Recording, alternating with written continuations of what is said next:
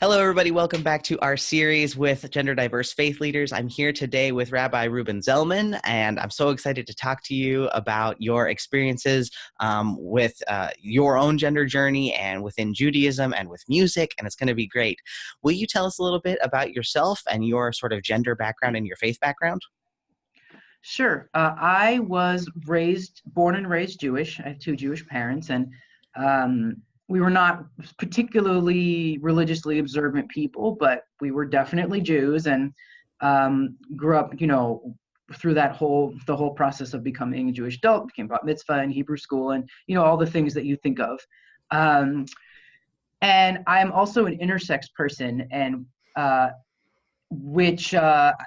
happen to be the kind of intersex person who that became more manifest around the time of puberty. And so that was complicated. Mhm. In 99, I was a junior at UC Berkeley, and I was a very, I was a very intermediate kind of presenting person.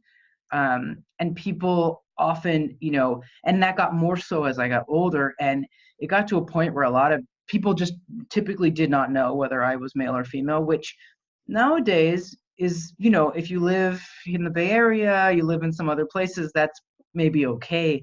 But this was 20 years ago, and it was not okay. Mm. It was actually very dangerous, and my life became very hard.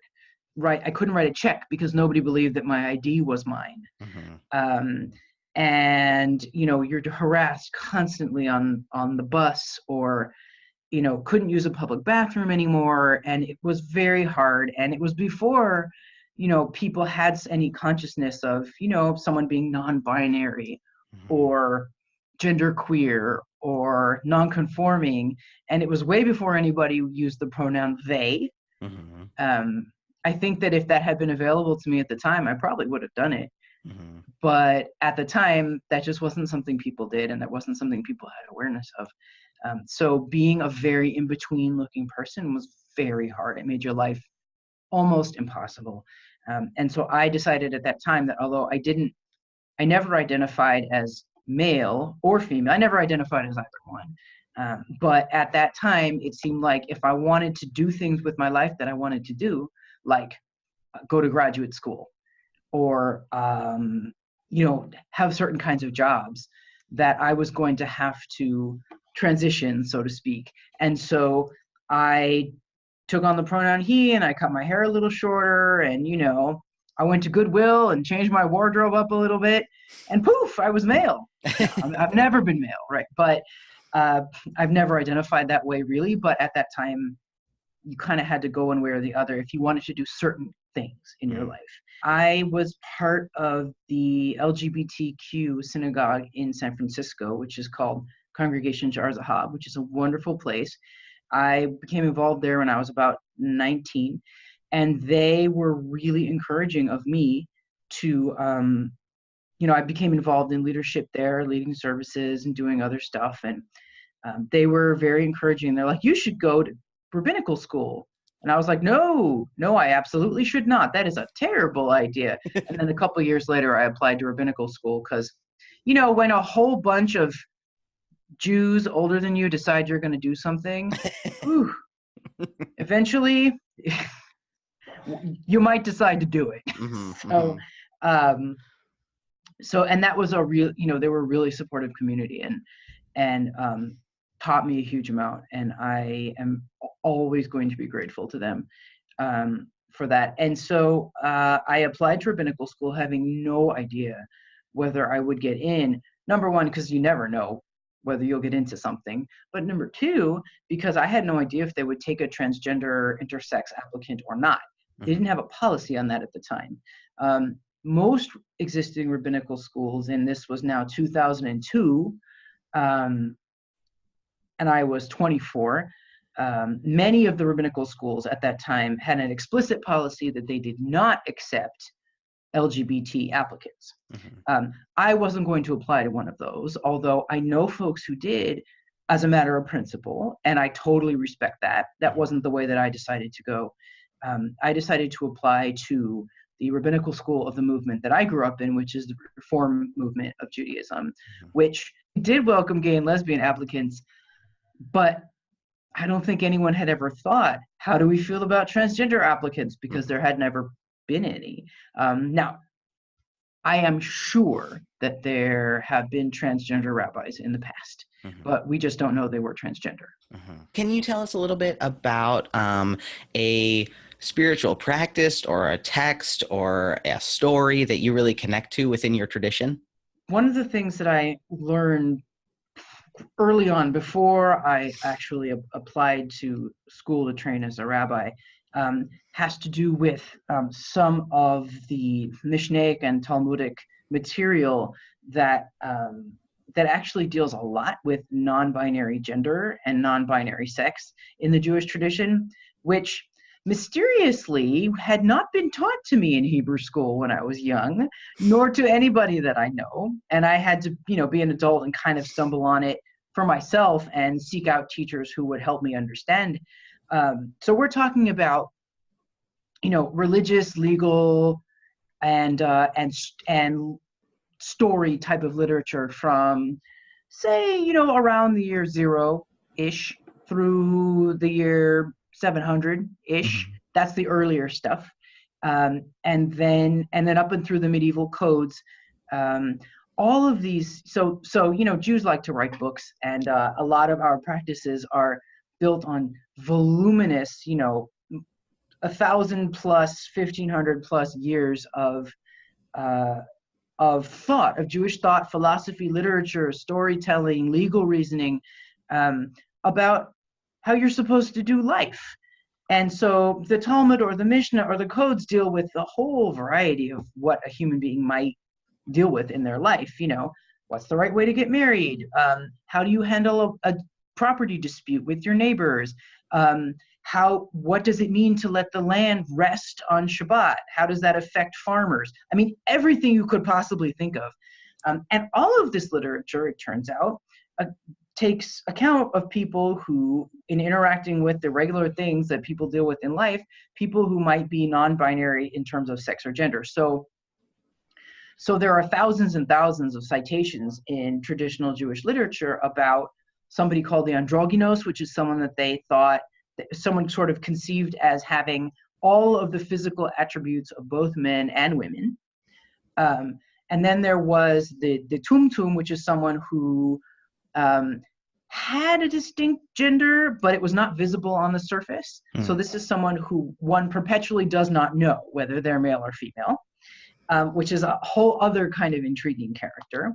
And then there was and of course there were, men and women, and certainly in this literature, I should be clear, there's like lots of misogyny and patriarchy. So in no way am I saying like, oh, I'm so inspired by this because it's all about gender equality. It's not. But it does have a very clear and very well articulated place for people who may not be just men or women. And I would say that in a lot of ways, the rabbis of, say, the year 300 actually dealt with and thought about our community in much more progressive ways than we do today. And that has always been a real inspiration to me, because, I grew up as someone who had no idea that there were people like me. I didn't even know that I was a people like me. And nobody else my age did either. And so to open up these very old books that have been so influential in the way that Judaism is practiced and the way that Jews think and believe and act, and to see like, oh, there we are, right there alongside everybody else. Is not perfect, for sure. There are not stories about, in the year 300 in ancient Palestine, how there's, trans pride parades or anything like that, although that would be awesome. I would love for someone to write that book. But they talk about, okay, what are the rules for transgender people getting married? What about, an intersex person? What are their inheritance rights vis-a-vis a male person or a female person? They didn't understand gender the same way that we do, right? They don't talk about gender as something that one identifies with internally in quite the same way. It's much more focused on the outside, the physical. So there are definitely many limitations to how we might understand the literature, but the point is we're there. for me, in a time when I had no idea that we had been there, it was really, it still remains to me a very inspirational and comforting thing to be able to look into any genre of Jewish literature up until very recently and be able to see ourselves reflected in there, maybe not exactly the way we might like, but nobody sees exactly what they want when you open literature from 1800 years ago. This is true. This is so true.